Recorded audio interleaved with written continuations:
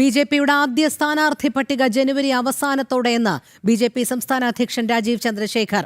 കേന്ദ്ര നേതൃത്വത്തിന് സ്ഥാനാർത്ഥി പട്ടിക നൽകി തുടങ്ങിയെന്നും രാജീവ് ചന്ദ്രശേഖർ പറഞ്ഞു. കൂടുതൽ വിവരങ്ങളുമായി എസ് ശ്രീകാന്ത് ചേരുന്നു. ശ്രീകാന്ത്, ബി.ജെ.പിയുടെ ആദ്യ സ്ഥാനാർത്ഥി പട്ടിക ജനുവരി അവസാനത്തോടെ തന്നെ ഉണ്ടാകും എന്നാണ് ബി.ജെ.പി സംസ്ഥാന അധ്യക്ഷൻ വ്യക്തമാക്കുന്നത്. ഇപ്പോൾ കേന്ദ്ര നേതൃത്വത്തിന് സ്ഥാനാർത്ഥി പട്ടിക നൽകിയിരിക്കുകയാണ് എന്ന് മനസ്സിലാക്കാൻ കഴിയുന്നു. എന്തായാലും നിയമസഭാ തെരഞ്ഞെടുപ്പിന് ഇനി കേവലം കുറച്ചു മാസങ്ങൾ മാത്രം ശേഷിക്കെ സ്ഥാനാർത്ഥി പട്ടികയുടെ വിലയിരുത്തലുമായി ബി.ജെ.പി മുന്നോട്ട് പോകുന്നു.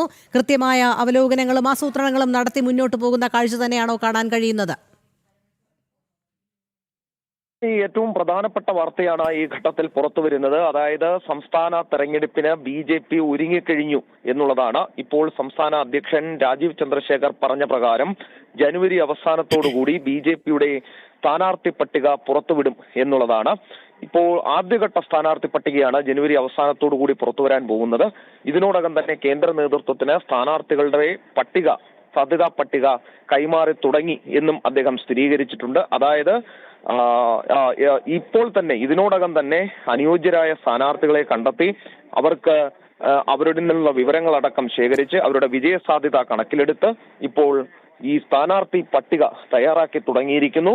ജാനുവരി മാസത്തിൽ, ഈ മാസം തന്നെ ആ സ്ഥാനാർത്ഥി പട്ടിക, ആദ്യഘട്ട പട്ടിക ബി.ജെ.പി പുറത്തുവിടും എന്നുകൂടി പറയുന്നു. അതായത് നിയമസഭാ തെരഞ്ഞെടുപ്പിന് ബി.ജെ.പി സുസജ്ജമായി കഴിഞ്ഞിരിക്കുന്നു എന്നാണ് അദ്ദേഹത്തിന്റെ വാക്കുകളിൽ നിന്നും മനസ്സിലാക്കുന്നത്.